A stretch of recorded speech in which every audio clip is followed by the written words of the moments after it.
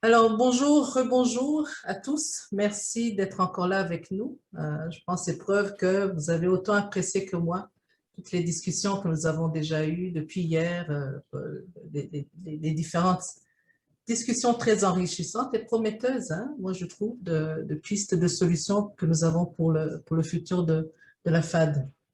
Un merci tout particulier à Martine, à Dr Martine Pellerin et docteur en devenir Olivier Alfieri pour avoir accepté de nous donner vos points de vue sur différents thèmes du colloque. Les deux présentations tombent sur la thématique vers une compétence active de la FAD. Alors, je n'oserais pas vous présenter, mais vous allez vous présenter vous avant de faire chaque présentation. Alors, ça sera d'abord Martine qui va commencer et ensuite Olivier Alfieri. Vous allez vous partager les 40 minutes de présentation. Ensuite, Désolée, Lise, c'est Olivier. On avait changé, tu te souviens? C'est c'est Olivier vrai, qui... voilà. J'ai tendance à Merci. mettre les femmes en premier, mais c'est Olivier qui va présenter en premier et Martine ensuite. Après, nous irons dans une séance en sous-groupe, en discussion pendant 30 minutes, puis après, on reviendra en grand groupe pour parler des discussions. En sous-groupe, Martine et Olivier vont se promener. Chacun sera assigné à un sous-groupe pour animer les discussions. Donc, ce sera le moment vraiment d'avoir des discussions enrichissantes, puis de parler de ce que vous avez vécu. Hein? Euh, je pense sans plus tarder, on donnerait la parole à Olivier en premier, puis Martine ensuite. Lise, je n'ai pas pu mettre Olivier co-host. Peux-tu le mettre, s'il te plaît? Oui, pas de problème. Ça fonctionne si jamais, de mon côté. Oui, parce que tu auras probablement à partager quelque chose, Olivier? Absolument, mais ça fonctionne. Ça fonctionne. Parfait. Voilà, très bien, merci. Bonjour tout le monde, bonjour la communauté du REFAD. Et puis, avant de commencer l'exercice, qui sera mon premier, on va dire une sorte d'ersatz de Pechakucha, juste donner les remerciements donc, au REFAD, à tous les partenaires et à tout le monde en fait, et à me donner la chance de partager un petit peu une réflexion sur laquelle je suis actuellement en remue-ménage. Alors, techniquement, l'exercice devrait durer 8 minutes. J'ai mon petit chronomètre en bas. Alors, on va tenter l'idée. Donc, le titre, je vais un tout petit peu retravailler, mais on est toujours sur la même idée. Avant de me lancer dans l'exercice, comme dit, à savoir 20 diapositives en 20 secondes. Il y en aura 18 ou 19. Ça me donnera peut-être un 20 secondes de plus pour mon premier exercice. Je voudrais vous amener une réflexion que j'ai sur la pensée complexe, donc la perspective d'Edgar Morin. Comment elle pourrait nous amener à nous interroger sur les compétences justement en FAD. Et je trouvais ça intéressant peut-être de vous amener un peu ailleurs sur ce terrain-là sur lequel je suis moi en ce moment. Donc j'espère que vous y trouverez quelques éléments d'intérêt pendant cette présentation. Alors, pour les personnes qui ne me connaissent pas, docteur en devenir lointain, je suis au doctorat, je suis candidat au doctorat, mais c'est certain qu'il me reste encore plusieurs années devant moi pour espérer peut-être un jour atteindre la montagne, on va dire. Donc, un devenir certain en recherche systématique, en tout cas, et en réflexion. Et sur le côté aussi, je travaille dans ma compagnie où je travaille sur des projets de digitalisation, de formation professionnel, donc un pied dans la recherche et le public, un pied dans le privé. Et j'ai la chance d'avoir des charges de cours aussi, une à Ottawa et une à l'université de Hearst. Ça vous donne un petit peu le profil. Alors sans plus tarder, parce que je sais qu'on est deux aujourd'hui, je vais lancer mon chronomètre. Et c'est parti. Alors la première idée que je voulais vous amener ce matin, ce midi, c'est ce fameux acronyme qu'on appelle VUCA. Alors, c'est en anglais, puis en français, c'est volatilité, incertitude, complexité et ambiguïté. Et c'est un acronyme qu'on trouve souvent dans le monde professionnel pour décrire la société actuelle. Je trouvais ça intéressant de le postposer en FAD et de me dire, bah, tiens, au niveau de la volatilité, qu'est-ce que j'ai? Il participe, il ne participe pas, ça interagit pas, les caméras sont allumées ou elles ne sont pas allumées, les modalités, comodalités, bimodalités, synchrone, asynchrone, il y a beaucoup de volatilité. Incertitude, Bon, l'incertitude, la qualité de la bande passante, est-ce qu'ils vont venir, est-ce qu'ils ne vont pas venir, présence cognitive, présence sociale, est-ce que j'arrive à les chercher, fonctionnement des outils, est-ce que ça va fonctionner, est-ce qu'ils vont comprendre, en tout cas, c'est des éléments d'incertitude. Au niveau des éléments de la complexité, manipulation des outils, est-ce que je vais être capable de manipuler ce outil-là, scénariser des activités pour les modalités, posture épistémologique, j'y crois pas, plutôt socio-constructiviste, plutôt constructiviste, plutôt behavioriste. Donc, on a des postures de croyances qui sont différentes. Et l'évaluation, évidemment, c'est complexe. Alors, souvent, on entend que c'est complexe l'évaluation en ligne. Au niveau de l'ambiguïté, au départ, c'est ce qui crée le doute, c'est ce qui me met de la méfiance. Donc, en FAD, ce serait quoi mon ambiguïté? Est-ce que j'ai atteint mes objectifs? L'intégrité académique, est-ce qu'elle est respectée? Est-ce qu'il y a du plagiat? Olivier, désolé de t'interrompre. Oui. Olivier, on ne t'entend pas très bien, on a des commentaires dans le chat. Si tu peux peut-être t'approcher du micro, ça serait très apprécié. Merci. Oui, oui. Attendez, je m'étends plus fort et j'ai rapproché le micro. Donc, en gros, l'ambiguïté, c'était est-ce que la qualité du cours, elle est là? La qualité de la relation? Est-ce qu'ils vont comprendre? Salut, j'essaie juste de faire un truc, puis je ne sais pas comment faire. Ouais. Je continue. Alors, à partir de là, oh, excusez-moi, mon chronomètre est parti. Bon, mais c'est pas grave, on va y aller, puis je vais regarder le temps en dessous de moi. Alors, à ce moment-là, il y a une personne qui s'appelle Edgar Morin, que peut-être vous connaissez de nom, qui a écrit un livre dans les années 90 qui s'appelle « Introduction à la pensée complexe ». Et donc, l'idée générale, sans vouloir prétendre, à comprendre toute sa théorie qui est quand même assez grande, mais une idée qu'on pourrait garder aujourd'hui, c'est que la connaissance, elle est en évolution constante, qui différencie de la connaissance totale, et qu'on ne peut pas tout connaître, on ne peut pas connaître tout l'univers, on ne peut pas connaître tout dans la vie, et que si on accepte cette incertitude dans la connaissance, puisqu'elle évolue de manière constamment, à ce moment-là, on arrive dans une connaissance qui devient complexe. Et je trouvais que la FAD reflétait de manière intéressante ce point de vue-là. Ça évolue beaucoup en FAD, les outils évoluent, les approches évoluent, les étudiants, leurs souhaits évoluent, la flexibilité augmente. Et donc, le déterminisme, si je fais ça, ça va fonctionner. Ben, généralement, on a de moins en moins de déterminisme en FAD.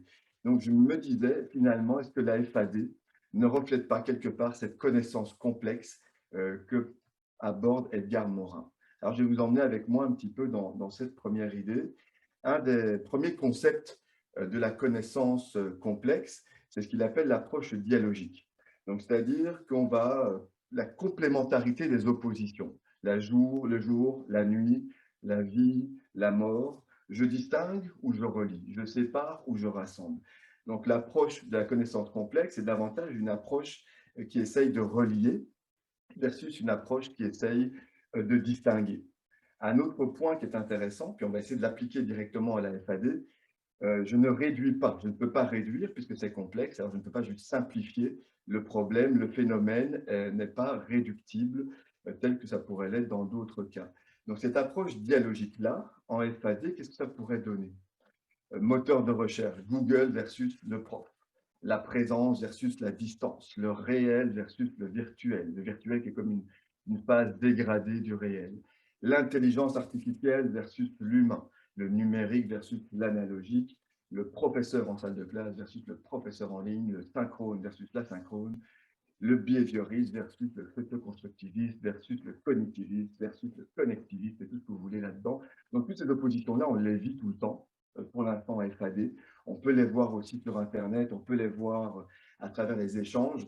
Donc, la question que je pose aujourd'hui à travers cette recherche-là, c'est de me dire, est-ce que dans cette idée de la pensée complexe, et je pense que la pandémie commence à nous amener vers ça, est-ce qu'on ne peut pas plutôt rassembler, voir ça comme complémentaire, c'est-à-dire Google et le professeur, la présence et la distance, le réel et le virtuel, et ainsi de suite. Donc ça, c'est une première pensée de la pensée complexe qui pourrait nous amener à réfléchir. Un deuxième principe, c'est le principe hologrammatique. Donc, c'est le tout est dans la partie et la partie est dans le tout. Donc, l'idée, c'est que notre ADN d'être humain comprend tout notre patrimoine. Donc, dans chaque cellule d'ADN qu'on a à l'intérieur de notre corps, il y a toutes les indications de qui nous sommes. En FAD, si je devais chercher l'ADN de l'FAD, donc la partie dans le tout dans la partie, est-ce que finalement, dans cette idée-là, la pédagogie, la technologie, la didactique, le savoir? Est-ce que la partie n'est pas dans le tout? Et donc, dans cette approche hologrammatique, la technopédagogie, qui est un terme qu'on utilise, ou la cyberpédagogie, est-ce qu'elle ne reflète pas un peu cette idée que la pédagogie est dans la technologie est dans la pédagogie, le savoir est dans la pédagogie est dans le savoir, et ainsi de suite? Est-ce que dans ce principe-là, au lieu de nouveau d'un côté de les opposer, mais aussi de se rendre compte que finalement ils sont interreliés et que dans la pédagogie il y a de la techno et que dans la techno il y a de la pédagogie, et de la même manière dans la dictique il y a de la pédagogie et de la pédagogie dans la didactique. Donc, je trouve ça intéressant d'ouvrir cette question-là plutôt que de les opposer et de les voir comme étant des parties dans le tout et le tout étant dans la partie, et que finalement l'AFAD est un petit peu dans tout ça. Le troisième principe, et ce sera le dernier, c'est le principe de causalité en boucle. Donc en fait, l'objet produit une cause et la cause produit l'objet. Donc on a cette idée de boucle en continu. Et donc dans cette idée-là, la rétroaction positive, c'est-à-dire que si j'ai une action positive, elle va amener une réaction, je vais me corriger, je vais ramener dans l'action, ça va créer un élément positif en phase. En phase, généralement, ou de manière générale, quand on parle d'intégration des technologies en éducation, les actions positives vont engager des actions positives et les actions négatives vont engager des actions positives négatives. Et donc, le deuxième schéma dans cette idée de causalité en boucle, c'est que mes croyances vont amener du potentiel, mon potentiel va m'amener des actions, mes actions vont amener du résultat. Donc, en fait, quelque part aussi, dans les accompagnements, si on veut créer des principes de causalité en boucle positive, ça va être intéressant de garder cette idée-là de comment est-ce que je peux mettre en place un cycle de boucle positive qui va travailler sur mes croyances, sur mes actions et sur mes résultats pour devenir le produit de mes causes et mes causes qui vont devenir les produits de moi. Donc, en gros, dans mes compétences de professeur en FAD, il y a quelque chose dans cette boucle-là qu'il faut unifier, qui pourrait être intéressant à considérer dans des formules d'accompagnement ou d'autres approches. Et il me reste quelques minutes. Alors, ici, je ne vais pas rentrer grand dans tous les modèles, mais je vous ai pris quelques modèles. Donc, aujourd'hui, dans FAD, est-ce qu'il y a déjà des modèles qui nous permettent d'avoir une approche dialogique, qui nous permettent d'avoir une approche hologrammatique et d'avoir aussi ce principe de causalité en boucle? Qu'est-ce que nous dit un petit peu la littérature là-dedans et comment est-ce qu'on pourrait un petit peu s'en inspirer? Alors, parmi les modèles, évidemment, vous allez en reconnaître. Le premier modèle, évidemment, le modèle, c'est un des premiers chronologiquement. Alors, il y a une sélection subjective qui est la mienne, mais en tout cas, parmi les modèles évolutifs en FAD, c'est un modèle qui est très, très plébiscité. Vous allez trouver beaucoup, vous l'avez sûrement déjà vu. Donc là, on retrouve trois ensembles et on voit que dans cette idée d'ensemble, il y a une interconnexion entre le social, le cognitif et le pédagogique pour créer cette expérience-là en ligne. On voit qu'il y a le climat, on voit qu'il y a la sélection des contenus. Donc, on a déjà une première partie de cette idée de dialogue entre les oppositions, peut-être au départ, pour essayer d'amener une expérience. Quels sont les éléments qui manqueraient? On pourrait s'interroger là-dessus et on va y revenir après dans un instant. Un deuxième modèle que vous avez potentiellement aussi déjà vu, le connectivisme, on en parle parfois plus, parfois moins. Qu'est-ce qui nous amène de plus? Mais il nous amène le réseau. C'est quoi ma perception du savoir à l'heure du réseau? C'est quoi le rapport que j'ai au savoir en FAD quand on sait qu'on enseigne à distance? À partir de ce moment-là, le réseau, les nœuds d'apprentissage, comment est-ce que je les intègre? On remarque que dans le modèle précédent, les nœuds d'apprentissage, le réseau, les bases de données, les algorithmes ne sont pas spécialement présents. Et ce n'est pas un modèle contre l'autre modèle. Donc on dit, ben là, on a un deuxième modèle qui nous apporte des idées qui sont similaires. Et puis, il y a des limites qui sont peut-être un petit peu plus complémentaires, dans ce cas-ci, qui serait le réseau. La troisième, un autre modèle qui va nous apporter une autre idée. On en parle de plus en plus, évidemment, puis le Canada est la terre, je pense, en particulier de cela, c'est le multiculturalisme. Comment on tient compte en FAD du fait qu'on a une diversité culturelle? Comment est-ce que je tiens compte de ma propre culture dominante? Comment est-ce que je tiens compte de la culture de l'université, de la culture de mes étudiants, de mes apprenants? Et comment est-ce que j'arrive à intégrer tout ça en formation à distance? Et là, il y a par ici sur le dessin un point sur lequel je vais attirer votre attention dans le modèle d'Anderson qui en appelle la pédagogie éclectique. C'est-à-dire que je ne suis pas behavioriste, je ne suis pas constructiviste, je ne suis pas socio-constructiviste. Le paradigme éclectique, c'est un paradigme qui épouse tous les paradigmes. Alors, il y a quelque chose d'intéressant dans ce modèle-là. On retrouve aussi cette idée de dialogue, de rapprocher au départ peut-être des éléments qui sont en opposition et d'intégrer une composante supplémentaire qui serait dans ce cas-ci la diversité culturelle de notre public, de nos établissements, de notre pays, et ainsi de suite. Une autre idée qu'apporte Jésus, peut-être qu'on a vu un petit peu au tout début, mais qui est vraiment beaucoup plus présente ici, c'est le côté socio-affectif. Donc, en gros, même si le premier modèle nous le prenait, est-ce qu'elle met vraiment en place l'idée de dire qu'il faut créer un climat d'empathie, un climat vraiment de respect. Donc, la présence socio-affective, la présence socio-cognitive et la présence pédagogique viennent compléter un peu le modèle précédent en apportant vraiment le côté socio-affectif qui est un élément important, mais aussi en apportant le côté du conflit cognitif. On doit être capable de parler de nos désaccords sans s'insulter. On doit être capable de garder nos positions et d'évoluer en même temps. Donc, c'est opposition sur les points de vue, mais en même temps, on va se retrouver complémentaires dans nos points de vue. Et le modèle de GDGou vient compléter le modèle du COI précédemment présenté pour dire qu'on doit être capable d'avoir ces discussions. Elle appelle ça la collaboration contradictoire. Et je pense qu'aujourd'hui, plus que jamais, on a besoin de se contredire, mais avec beaucoup d'empathie et avec beaucoup de respect dans notre société. Un dernier, puis on a presque fini, les chiffres ne tombent pas. Vous avez évidemment le modèle de Power. Qu'est-ce qu'il essaye de réunir, Power? Il essaie de réunir le traditionnel avec, on va dire, le en ligne. Et puis, il amène ce modèle-là où on essaie de prouver de garder aussi le professeur qui dit « moi, je veux rester un professeur qui n'est pas juste un correcteur, un secrétaire qui fait du 100% asynchrone. Je veux revoir une relation didactique de qualité. » Mais en même temps, il essaye de réunir aussi les besoins de l'université, parce qu'il y a des besoins budgétaires, d'inscription. Et donc, il essaie à travers son modèle de réunir les besoins de l'établissement scolaire, les besoins du professeur et les besoins des étudiants. Donc ça aussi, on remarque que dans ce modèle-là, il y a des volontés de rassembler, de complémentarité, tel qu'on pourrait le voir. Le modèle de Lebrun, vous connaissez probablement aussi, c'est un modèle très holistique, qui veut rassembler au départ plusieurs pédagogies, behavioristes, cognitivistes et socio-constructivistes. Et donc souvent, il est réduit à simplement regarder des vidéos à la maison pour échanger en salle de classe, alors que vraiment les 4 types de la classe inversée sont une approche beaucoup plus complémentaire de différentes approches pédagogiques qui vont s'implémenter dans une approche globale qu'on appelle aussi les classes inversées avec des S. Et donc, on voit que dans ces mouvements-là, on revoit cette connaissance qui veut être complémentaire et multiple. La présence socio-affective qui est reprécisée par Jésus en 2019 sur le besoin de symétrie, de relation, d'aménité. C'est un mot vraiment intéressant, je ne l'avais pas entendu avant. Cette qualité de respect dans la relation, on doit être sur le même niveau. On doit avoir envie de travailler ensemble et en même temps de manière individuelle. Donc, ce n'est pas le groupe face à l'individu, ce n'est pas les travaux de groupe face à les travaux individuels. C'est de trouver une manière complémentaire d'aller rejoindre toutes ces oppositions-là. Enfin, tentative de conclusion, puis je termine là, puis je pense que je n'ai pas tout à fait respecté mon petakucha. Alors, je m'en excuse. 3 idées pour vous laisser partir avec ça. Besoin de construire des compétences collectives et individuelles, évidemment, mais j'ai préféré mettre collectif parce que, comme on le dit, seul, on va plus vite, ensemble, on va plus loin.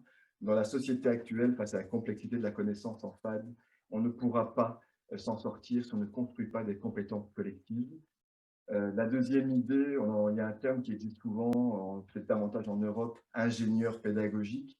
On ne veut pas apprendre des typologies, on veut maintenant que les professeurs soient leurs propres ingénieurs, ils ont leur propre référentiel de compétences et ils vont eux-mêmes développer leur propre stratégie par rapport à l'incertitude à laquelle ils vont faire face. Et enfin, le dernier point sur lequel je terminerai, évidemment, c'est d'embrasser la complexité puisqu'on ne pourra pas s'y opposer, donc on fait partie de cette complexité-là. Et donc, à ce moment-là, c'est de faire partie de ce mouvement.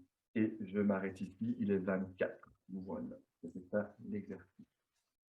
Merci Olivier pour ce grand portrait des modèles et principes reliés à la FAD.